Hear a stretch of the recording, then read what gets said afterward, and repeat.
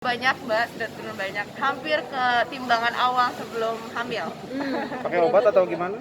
Programnya gimana Mbak Ke Iris? dokter, pastinya ke dokter gizi atas bantuan saran dari dokter gizi juga, yaitu jaga pola makan, jaga kesehatan, terus olahraga juga gitu. Jadi banyak yang membantu lah. Oke. Pola makannya seperti apa? Mungkin ada pantangan nggak boleh makan minyak atau tepung atau Panjang apa? sih sebenarnya, namanya defisit kalori. Jadi kebutuhan manusia kan setiap orang berbeda-beda berapa kalori. Nah dari dokter itu diturunkan. Jadi kayak tidak boleh minyak, tidak ada yang boleh digoreng, terus tidak boleh tepung, santan, hal-hal seperti itu.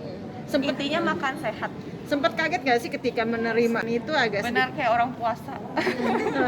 Gimana apa efeknya ketika pertama awal? Kayak gitu awal-awal tuh pusing gitu kan. Kayak orang puasa benar-benar karena sudah terbiasa makan makanan junk food gitu. Terus harus hidup sehat tuh memang tantangannya luar biasa. Tapi ya itulah karena yang penting untuk diet adalah kita harus punya cita-cita gitu ya. Kayak harus misalnya nih, kalau aku pribadi adalah aku nggak pernah buang baju-baju aku yang kekecilan. Zaman dulu pasti aku simpen.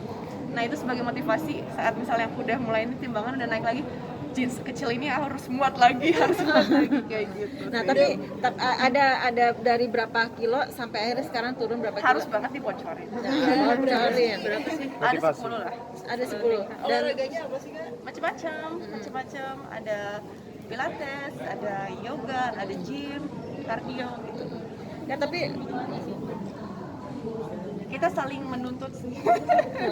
tapi enjoy nggak sih dengan pola makan yang seperti itu, agak sedikit ada maksudnya ada sedikit nakalnya nggak sih Mbak Iris? Mungkin bosen ada ya, tapi tetap kalau kita sudah terbiasa hidup sehat, makan sehat, nanti kita akan tersiksa sendiri kalau kita makannya sembarangan. Oke. Tapi kalau untuk anak sehat, alhamdulillah. Perkembangannya sekarang sudah lancar jalannya, sudah gimana ya? Mungkin untuk berbicara anakku belum bisa, tapi dia sudah bisa berkomunikasi. Mungkin kayak misalnya nunjuk sesuatu, terus dia udah mulai memahami apa yang kita bicarakan gitu. Kamu mau apa nak? Apa itu nunjuk.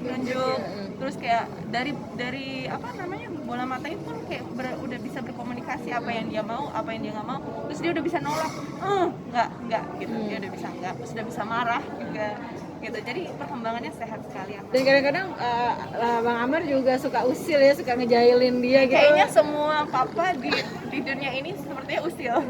Pasti kalau bawaannya anak main sama bapaknya itu ibunya pasti deg-degan. Dan itu terjadi sama Iris juga nggak sih, pernah mengalami? Sepertinya semua ibu gitu.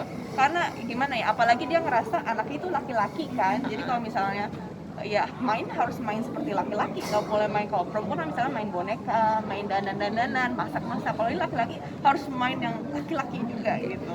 Contohnya apa sih Riz yang bikin lo deg-degan kalau ketika main sama Bang Amar?